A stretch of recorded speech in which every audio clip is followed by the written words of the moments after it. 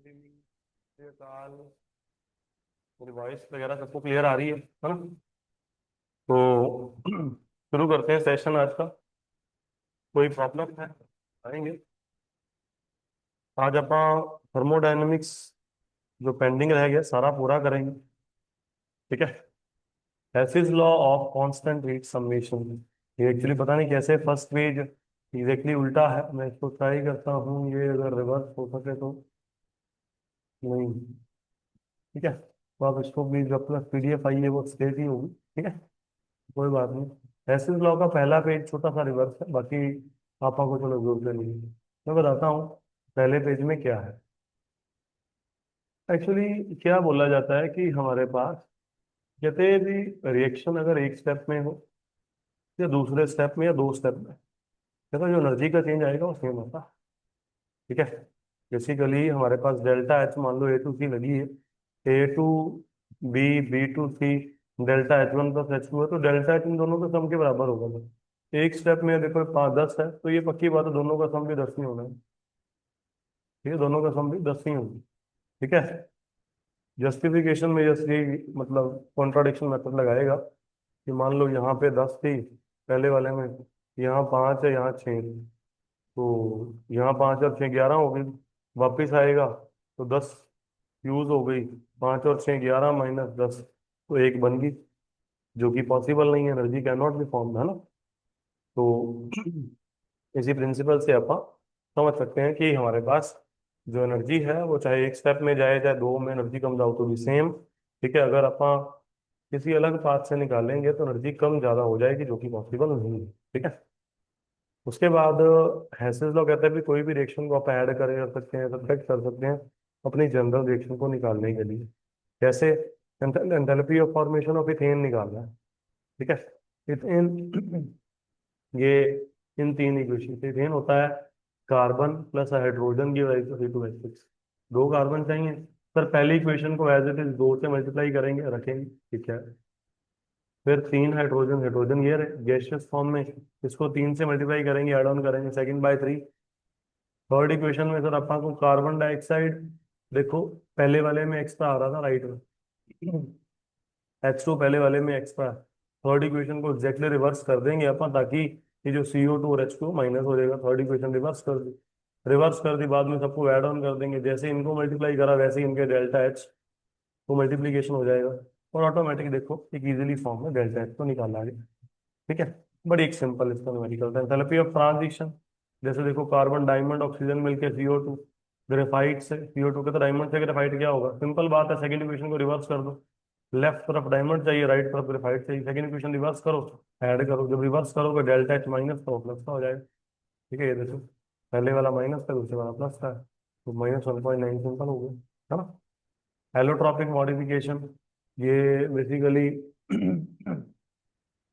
Sulphur के दो isotopes की बात करी गई है। ठीक है। ये रोम्बिक और मोनोक्लिनिक, ये मोनोक्लिनिक है, ये रोम्बिक है। अगेन पूछा गया है कि मोनोक्लिनिक से सल्फर मोनो से रोम्बिक चाहिए, है ना? तो मोनोक्लिनिक तो लेफ्ट साइड पड़ा ही है, रोम्बिक राइट साइड करना है, तो ये माइनस का, इसको प्लस कर दो। ठीक है, इसको रिवर्स कर देंगे, इसको प्लस करा, ये कम्स आउट टू -4। हाँ। Enthalpy of hydration. ठीक है। जो भी होगा देखो सारे में यही है कि आप इक्वेशन को रिवर्स करेंगे, ये सारे क्वेश्चन जो नीचे प्रेजेंट। ठीक है, यहाँ तक सारा सेम। ये आप इजिली इक्वेशन को सिर्फ उल्टा पुल्टा सीधा उठा करिए, depends upon the required equation. ठीक है कुछ नहीं, सारे सिंपल है। एंथैल्पी ऑफ सॉल्यूशन, कि जब एक मोल सॉल्यूशन को बेसिकली डिसॉल्व करा सॉल्वेंट में, है ना, कांस्टेंट टेम्परेचर पे, तो हमारे पास कितनी एंथैल्पी का चेंज आएगा? वो एंथैल्पी ऑफ सॉल्यूशन होगा। Enthalpy eight infinite dilution, basically देखो एक्वस है, HCl है, पानी डाल रहे हैं। ठीक है, पुट करते रहो करते रहो करते रहो अपनी क्वांटिटी के हिसाब से। जब बेसिकली क्या होता है कि एसिड में पानी डाल रहे हैं तो हीट बाहर आती है, तो एसिड में पानी डालते रहो डालते रहो डालते रहो, कहते हैं मैक्सिमम कितनी कितना को पानी बाहर आ सकता है, वो हमारे पास एंथैल्पी ऑफ सॉल्यूशन होता है। ठीक है, तो 7.74.58 है ना? हाइड्रेटेड सॉल्ट्स कहते हैं which dissolves in water absorbs the heat, so the delta H is positive. Then hydrous salts which form hydrate dissolve in water with evolution of heat with the delta H is negative. The salt which do not form hydrate with the absorption of heat so the delta H is positive. Hydrated salt जिन्हें पानी डालते हैं तो delta H positive होता है। Anhydrous salt है, पानी नहीं, पानी डालेंगे डेल्टा एच नेगेटिव होगा। जो हाइड्रेट बनाते ही हो डेल्टा एच पॉजिटिव है। पहले वाला देखो हाइड्रेट बना है, ठीक है, हाइड्रेट बना है, डू नॉट फॉर्म के लिए पॉजिटिव है, ठीक है। और ये एनहाइड्रस, एनहाइड्रस के अंदर पानी डाला है, एनहाइड्रस के पानी में देखो डेल्टा एच नेगेटिव पहला के, हाइड्रेटेड में पानी डाला है, हाइड्रेटेड में पानी पहला के पॉजिटिव। सॉल्ट, ठीक है, ये सॉल्ट है, कभी हाइड्रेटेड नहीं बनता, पानी डाला तीसरा केस पॉजिटिव। NH4 पानी डाला, कुछ नहीं बना, पानी डालने में कुछ नहीं हुआ, अगेन तीसरा केस पॉजिटिव। एन हाइड्रेटेड था, पानी डालने पे एनहाइड्रस हो गया, हाइड्रेटेड था, ठीक है, हाइड्रेटेड था, जब हाइड्रेटेड है पानी डालोगे पॉजिटिव आंसर है, पॉजिटिव आंसर है। जब आपको हो जाएगी लेटिस एनर्जी, सिंपल बात है, NaCl का लेटिस तैयार था, Na और Cl अलग अलग करना है, कितनी एनर्जी लगेगी, lattice energy. Enthalpy of hydration, पानी डालना है, पानी अपने पास फॉर्म होगा, कितनी एनर्जी लगेगी, एंथैल्पी ऑफ हाइड्रेशन, ठीक है। NaCl को बेसिकली सॉलिड से एक्वस करना है, पहले लेटिस एनर्जी लगेगी ब्रेक करने में, फिर हाइड्रेशन एनर्जी लगेगी एक्वस करने में, ठीक है। कहता सॉल्युबिलिटी लेटिस एनर्जी पे डिपेंड करेगी, एंथैल्पी ऑफ हाइड्रेशन पे डिपेंड करने वाली है, तो लेटिस एंथैल्पी बहुत ज्यादा होती है, ठीक है। द डिसोल्यूशन ऑफ कंपाउंड में और occur which is called as the fluoride less soluble than chloride, बिल्कुल। बेसिकली हमारे पास लेटिस एनर्जी बहुत ज्यादा है क्लोराइड्स वालों की, दैट्स व्हाई उनकी बेसिकली सॉल्युबिलिटी कम होती है एज कम्पेयर टू क्लोराइड, क्योंकि लेटिस एंथैल्पी ज्यादा है। एक्सप्लेनेशन फॉर लेटिस एंथैल्पी, कहते हैं लेटिस एंथैल्पी अगर आयनिक कंपाउंड का है, ठीक है, वो again 1 mole of ionic compound को आयन में फॉर्म करना है ना, वो उसकी lattice enthalpy. Born Haber cycle, जैसे again Na sodium plus fluorine give rise to NaCl, कैसे फॉर्म होगा, सॉलिड फॉर्म में है, पहले एंथैल्पी ऑफ सब्लिमेशन गैस करो, फिर आयनाइजेशन एनर्जी में इलेक्ट्रॉन निकालो, ये दो Cl2 थे, एंथैल्पी ऑफ एटमाइजेशन लगा, ठीक है, उसके एटम बना एक, फिर गैसियस था, फिर इलेक्ट्रॉन गेन एंथैल्पी हुआ नेगेटिव हुआ, ये पॉजिटिव नेगेटिव कंबाइन करेंगे NaCl, ये फिर इसमें enthalpy of sublimation, enthalpy of atomization, ionization energy delta चाहिए, electron gain enthalpy, then that is energy, सारी की सारी एनर्जीज का सम बॉर्न हैमर साइकिल में आएगा, ठीक है। ये सारी की सारी आपको बातें करनी है, ये देखिए क्लियर। तो enthalpy of formation, sublimation, atomization, ionization, electron gain, और लेटिस का आएगा, लेटिस निकालना है, बाकी सब वहां ले जाओ, माइनस हो जाएगा। एंथैल्पी ऑफ न्यूट्रलाइजेशन, भाई 1 मोल एसिड 1 मोल बेस मिला के कितनी एनर्जी का चेंज देगा, वो enthalpy of neutralization. Sublimation solid to gas, fusion solid to liquid, vaporization liquid to gas, condensation liquid से, सॉरी गैस से liquid, freezing liquid to solid. Enthalpy of atomization basically Cl2 gas है, Cl बनाना है, diatomic से single करना है, वो enthalpy of atomisation आ जाएगा। मीन और एवरेज, बेसिकली जैसे H2O है, H2O में H और O बॉन्ड होगा, HOH बनेगा, एक्स एनर्जी का फर्क आया, OH में HO बनेगा, इसमें Y का एनर्जी का फर्क आएगा, तो H2O में O और H के दो बॉन्ड्स टूट रहे हैं, तो जो इनकी बॉन्ड एंथैल्पी लेंगे वो एवरेज लेंगे, तो दोनों का sum upon two, you have to take the average value, है ना, सिंपल बात। Zeroth law of thermodynamics, zeroth law बहुत सिंपल है, कहते हैं ए और बी इक्विलिब्रियम में, बी और सी भी इक्विलिब्रियम में होंगे, तो ए और सी भी इक्विलिब्रियम में होंगे। एक्सप्लेनेशन, ये देखो ए और बी में डायाथर्मिक वॉल रखी, बी और सी में डायाथर्मिक है, और ए और बी में एडियाबैटिक है, ठीक है, तो होगा क्या, ए और सी भी इक्विलिब्रियम में, बी और सी भी है, ए और बी ऑटोमेटिक हो जाएंगे, बी क्योंकि ए से बी तक यहाँ से ट्रांसफरेंस सारी हो जाएगी, ठीक है। अगर ये ऊपर वाली एडियाबैटिक रखोगे, ये डायथर्मिक लगोगे, तो ए और सी इक्विलिब्रियम में है, बी और सी भी है, तो यहाँ से ए और बी ऑटोमेटिक हो जाएंगे। तो बात क्लियर, ठीक है, आई थिंक इजीली ये पॉइंट समझ आया सबको, है ना।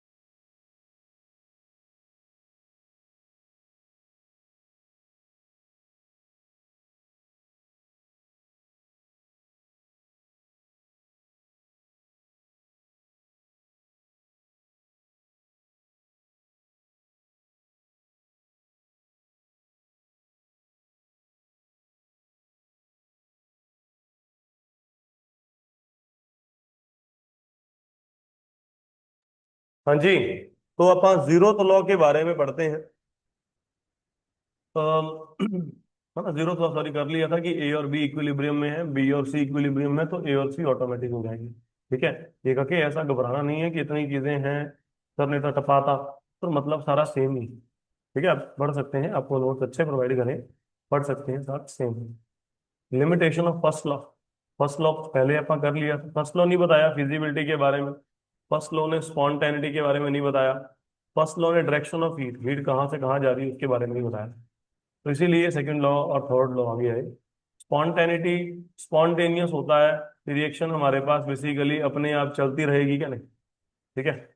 सॉरी, फिजिबिलिटी होता है अपने आप चलेगी नहीं चलेगी, स्पॉन्टेनिटी है कि रिएक्शन अपने जो रिएक्शन एक बार चला दी गई है, ठीक है, तो वो चलती रहनी है कि नहीं चलती रहनी। Clear. Reaction, the term spontaneity means feasibility of the process, a process which takes place under self under set of given condition, it has initiated if necessary is called spontaneous। ये तो अपने आप चलनी है। ठीक है, एक बार या तो चलाने के बाद विदाउट इग्निशन अपने आप ही चलेगी, या थोड़ा सा चलाने के बाद अपने आप चलती रहेगी। ठीक है, स्टार्टिंग इनिशियल दी उसके बाद मैं करना पड़ेगा। जैसे मैं बोलूंगा कि स्पॉन्टेनियस प्रोसेस, पहाड़ से ऊपर नीचे पत्थर फेंकता है, ये स्पॉन्टेनियस अपने आप नीचे आएगा, पर नीचे से ऊपर ये नहीं ऊपर जाने वाला कभी भी, ये नॉन स्पॉन्टेनियस। ठीक है, जब बात समझ आई। हमारे पास कहते हैं स्पॉन्टेनियस प्रोसेस यूजुअली एक्सोथर्मिक होते हैं, डेल्टा एच इनका नेगेटिव होता है। ठीक है। लिमिटेशन बताऊंगा, डेल्टा एच नेगेटिव स्पॉन्टेनिटी की लिमिटेशन कहते हैं कि कुछ कुछ हमारे पास जो एक्सोथर्मिक, सॉरी कुछ कुछ एंडोथर्मिक प्रोसेस हैं स्पॉन्टेनियस वाले, जैसे पानी लिक्विड से गैस बनाना, इसमें हीट देनी पड़ती है। ठीक है, क्लियर, हीट देनी पड़ती है तो ही बात चलेगी। ठीक है, कुछ रिएक्शन हमारे पास पूरी नहीं होती हैं, ठीक है, रास्ते में जाके रुक जाती हैं जब इक्विलिब्रियम आ जाता है। रिवर्सिबल रिएक्शन भी होती हैं, फॉरवर्ड भी होंगी, बैकवर्ड भी होंगी। फॉरवर्ड तो हमारे पास बेसिकली कुछ रिएक्शन फॉरवर्ड हैं, तो वो मान लो एक्सो है तो बैकवर्ड वो एंडो हो जाते हैं। तो ये भी पॉइंट है ना। रैंडमनेस और disorder and spontaneity. Randomness, disorder और स्पॉन्टेनिटी बच्चे, ये ये ऑब्वियस सी बात है। रैंडमनेस, मॉलिक्यूल की रैंडमनेस बढ़ती है ना तो स्पॉन्टेनिटी बढ़ जाती है। जैसे देखो, लिक्विड से गैस, लिक्विड से गैस, मॉलिक्यूल दूर दूर हो जाते हैं, दूर दूर हुए रैंडमनेस बढ़ती है, तो लिक्विड टू गैस ऑटोमेटिक होता है ना, स्पॉन्टेनियस प्रोसेस है। सॉलिड से लिक्विड, सर सॉलिड से लिक्विड, सॉलिड के मॉलिक्यूल दूर दूर हैं, लिक्विड के पास, लिक्विड के और सॉलिड, सॉलिड के मॉलिक्यूल पास पास है, लिक्विड के थोड़े से दूर हैं। तो सॉलिड से लिक्विड बनाना है तो मॉलिक्यूल की रैंडमनेस बढ़ जाती है, मॉलिक्यूल दूर दूर भागते हैं, हाँ, तो स्पॉन्टेनिटी भी बढ़ जाती है। तो ये सारे के सारे पॉइंट्स हैं कि जो रैंडमनेस बढ़ती है तो ऑटोमेटिक स्पॉन्टेनिटी भी बढ़ती है। ठीक है, मतलब स्पॉन्टेनिटी दो टेंडेंसीज पे डिपेंड करती है, या तो एनर्जी कम करने की, या मैक्सिमम रैंडमनेस की। बिल्कुल मैंने बोला रैंडमनेस बढ़ेगी, स्पॉन्टेनिटी बढ़नी है, या एनर्जी कम करनी है। बात क्लियर। ठीक है, एनर्जी का फेवर या रैंडमनेस का फेवर। अगर एनर्जी कम हो रही है, रैंडमनेस भी कम हो रही है, दोनों ही कम हो रहे हैं, रिएक्शन बैकवर्ड जाने वाली है। एनर्जी ज्यादा है, रैंडमनेस कम है, फिर फॉरवर्ड है। देखो ये ज्यादा होगी, फिर फॉरवर्ड, दोनों में से एक ज्यादा होगी। ये देखो, ये बैकवर्ड है, ज्यादा वाली रैंडमनेस, बैकवर्ड वाली रिएक्शन बैकवर्ड आ जाएगी। एनर्जी बैकवर्ड तरफ फेवरेबल है, फिर भी बैकवर्ड आनी है। दोनों फॉरवर्ड तक है। ठीक है, ये गलत है, एक फॉरवर्ड है एक बैकवर्ड है, फिर इक्विलिब्रियम में होगा। जो चीज ज्यादा फेवरेबल होगी उसी तरफ रिएक्शन फॉरवर्ड करनी है। अगर रिएक्शन में एनर्जी और रैंडमनेस दोनों में से एक चीज फॉरवर्ड की तरफ ज्यादा है, ठीक है, ज्यादा वाली है, तो रिएक्शन फॉरवर्ड जानी है। ठीक है, दोनों में से एक चीज बैकवर्ड तरफ ज्यादा है तो रिएक्शन बैकवर्ड जाएगी। दोनों ही फॉरवर्ड है तो रिएक्शन फॉरवर्ड जानी, दोनों ही रिवर्स जा रहे हैं तो रिएक्शन बैकवर्ड जाएगी। ठीक है, ये 6 के 6 केस बनते थे, जितने ही केस बनते थे उतने बना के आपको दिखा दिए। Entropy and spontaneity. एंट्रोपी और स्पॉन्टेनिटी बच्चे, एंट्रोपी होता है डिग्री ऑफ डिसऑर्डर, भी कितना ज्यादा मॉलिक्यूल भाग रहे हैं, कितने ज्यादा मॉलिक्यूल बिखरे पड़े हैं। तो एंट्रोपी जितनी ज्यादा होती है, स्पॉन्टेनिटी भी उतनी ज्यादा होती है। ठीक है, एंट्रोपी का सिंबल डेल्टा एस है। ठीक है, ये फाइनल माइनस इनिशियल, ठीक है, इसका फॉर्मूला है, इसको क्यू बाय टी लिख सकते हैं। ठीक है, इसके यूनिट्स जाउल पर केल्विन पर मोल होंगे। फिजिकल मीनिंग ये देखो, सॉलिड्स के मॉलिक्यूल पास हैं, लिक्विड के दूर है, गैस के और दूर है, तो रैंडमनेस बढ़ रही है, रैंडमनेस बढ़ रही है इन, तो एंट्रोपी भी बढ़ रही है। ठीक है, फिजिकल मीनिंग में यही कहेगा कि हमारे पास रैंडमनेस बढ़ती जा रही है, एंट्रोपी बढ़ती जा रही है। ठीक है, तो और हमारे पास स्पॉन्टेनिटी बढ़ती जाएगी। क्लियर। एंट्रोपी स्टेट फंक्शन है, बिल्कुल स्टेट फंक्शन वो होते हैं जो इनिशियल फाइनल पॉइंट पे डिपेंड करते हैं, पाथ पे डिपेंड नहीं करेंगे। ठीक है। नेट एंट्रोपी हमारे पास अगर कोई रिवर्सिबल प्रोसेस है तो उसकी क्यू रिवर्सिबल सिस्टम की सराउंडिंग की माइनस क्यू दोनों का सम जीरो। कोई स्पॉन्टेनियस प्रोसेस है, ठीक है, ये सेकंड लॉ ऑफ थर्मोडायनेमिक्स की इक्वेशन है कि कोई भी स्पॉन्टेनियस प्रोसेस है, चलता ही जा रहा है, चलता ही जा रहा है, चलता ही जा रहा है, तो उसकी एंट्रोपी हमेशा बढ़ती जाएगी, बढ़ती जाएगी, बढ़ती जाएगी। The entropy of a universe always increasing in the case of spontaneous process. Clear. Combination of second law and third law. ठीक है, एंट्रोपी यूनिवर्स की एनर्जी कंजर्व है और एंट्रोपी हमारे पास बढ़ती जा रही है। फर्स्ट लॉ कहता था energy conserve, second law entropy constantly increasing. Simple बात है। Greater than zero spontaneous, equal to zero equilibrium, less than zero non spontaneous. Entropy of phase transition again simple बातें हैं, fusion, solid to liquid, vaporization, sublimation, ये सारे बताएं आपको। Gibbs free energy, Gibbs होती है सर ऐसी एनर्जी जो यूजफुल वर्क के लिए हो। ठीक है। इसका formula G is equal to H minus T S, derive वगैरह नहीं करना, इजिली इसका फॉर्मूला बनता है delta G is equal to delta H minus T delta S. बच्चे डेल्टा जी अगर नेगेटिव होगा तो रिएक्शन स्पॉन्टेनियस होगी, पॉजिटिव होगा नॉन स्पॉन्टेनियस, ठीक है, जीरो होगा तो इक्विलिब्रियम। ये सब बकवास चीजें हैं। ठीक है, ये थ्योरेटिकल प्रूफ नहीं करने, आपका ये पॉइंट करना है। डेल्टा जी अगर लेस देन जीरो है, ठीक है, जैसे भी ये जस्ट केसेस से बना रखे हैं, आप ये नहीं करना है। आपने यही देखना है कि किसी भी केस में अगर डेल्टा जी नेगेटिव है तो स्पॉन्टेनियस है, पॉजिटिव है तो नॉन स्पॉन्टेनियस, जीरो है तो वो हमारे पास इक्विलिब्रियम है। सारे केसेस में बताएं कब कब क्या क्या बनेंगे, जरूरत नहीं है। Effect of temperature on feasibility. ठीक है, अगेन एक्सोथर्मिक रिएक्शन हमारे पास हाई टेम्परेचर पे नॉन स्पॉन्टेनियस होंगे, एंडोथर्मिक, ठीक है, हाई टेम्परेचर पे हमारे पास बेसिकली स्पॉन्टेनियस है और लो टेम्परेचर पे नॉन स्पॉन्टेनियस है। जो उसका बिहेवियर है उसी हिसाब से करेगा। अब एक्सोथर्मिक पहले ही हीट आ रही है तो उसको हीट नहीं खाएगी। एक्सोथर्मिक लो टेम्परेचर पे स्पॉन्टेनियस होते हैं, एंडोथर्मिक हाई टेम्परेचर पे बेसिकली स्पॉन्टेनियस होते हैं, है ना। ये सारे के सारे अकॉर्डिंगली बना दिए गए हैं, देख सकते हैं आप। Relation between gives free energy, ठीक है, इसका और फर्स्ट लॉ में अकॉर्डिंगली इसका आप इजीली देख सकते हैं कि जो डेल्टा जी है वो हमारे पास non expansion W non expansion या यूजफुल वर्क के बराबर है। उसको कोई प्रूव नहीं करना अगेन आप। ठीक है, डेल्टा जी वर्क नॉन एक्सपेंशन या यूजफुल वर्क के बराबर होगा। Standard gives free energy change, इसमें उत्तर स्टैंडर्ड स्टेट्स हो जाएंगी, हर एक मॉलिक्यूल अपनी स्टैंडर्ड स्टेट्स में होगा। ठीक है।